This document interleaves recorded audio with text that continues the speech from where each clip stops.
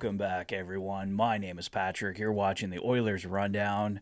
Well, I initially said on Friday I was going to get an update for you yesterday, but there really wasn't too much to talk about.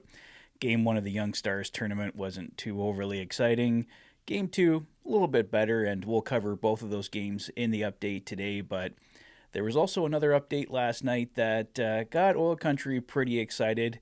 Wanted to talk about it with you guys. Let's go over all the latest in Oil Country. So this is the post from Oilers insider Bob Stauffer that got Oil Country talking last night. Great to see the Edmonton Oilers key management people and head coach Chris Knobloch all in Penticton. Fully expect the Oilers to be in the market for a second pairing right shot D at some point, preferably with a little term left. Now, if this had been a post on some random day, it doesn't create the same effect. Bob really doesn't state anything here that we don't already know. Bob threw this out there specifically when the Oilers rookies were taking on the Flames rookies, and we all know which player he's referring to in the form of right shot D, Rasmus Anderson, currently making $4.55 million for the next 2 seasons. So as I said, this got everybody talking. Is this trade happening now?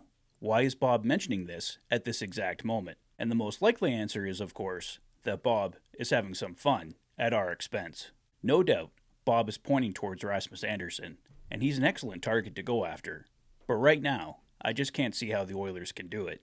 The Oilers would have to put Evander Kane on long-term injured reserve to make the money work, which we know they don't want to do, or possibly move out Brett Kulak and involve a third team in the trade, but I think that's getting a little too convoluted for the time period we're in. If this happens at all, it would most certainly need to happen around the trade deadline, where the Oilers have more options and hopefully some accrued cap space. I have my doubts that Rasmus Anderson ends up in Edmonton at all, but let's see what happens. In response to all of this, at Oiler Alert put out this list of other potential 2026 UFA targets for the Oilers. Nobody on this list is overly exciting after Anderson, but I'm sure the Oilers will consider all options. Going back to Evander Kane, Sportsnet's Mark Spector had this update for us on Friday. Evander Kane is scheduled for surgery in the next 10 days or so to repair damage from the sports hernia he carried through last season.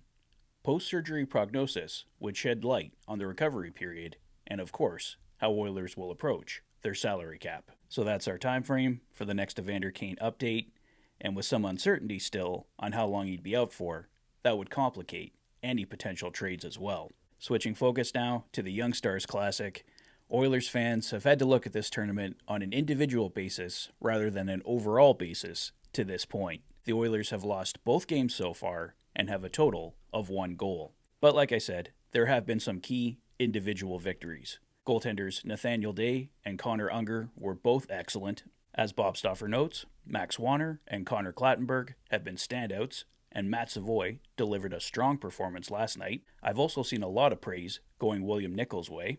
The Oilers rookies have been playing deeper and more experienced prospect pools to this point, so we shouldn't take a look at the results too negatively. And at the end of the day, 2-0 and 3-1 losses certainly aren't blowouts. The Oilers rookies will play their final game of the tournament on Monday against the Winnipeg Jets rookies at 12 p.m. Well, that's all the latest, guys. Let me know your thoughts on Bob Stauffer's tweet last night. Do you think a Rasmus Anderson trade is close, far away, likely at all?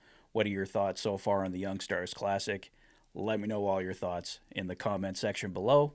If this is your first visit to the channel and you like what you see, please consider liking and subscribing for all the latest Oilers content. You've been watching the Oilers Fanatic. Thanks for being a fan.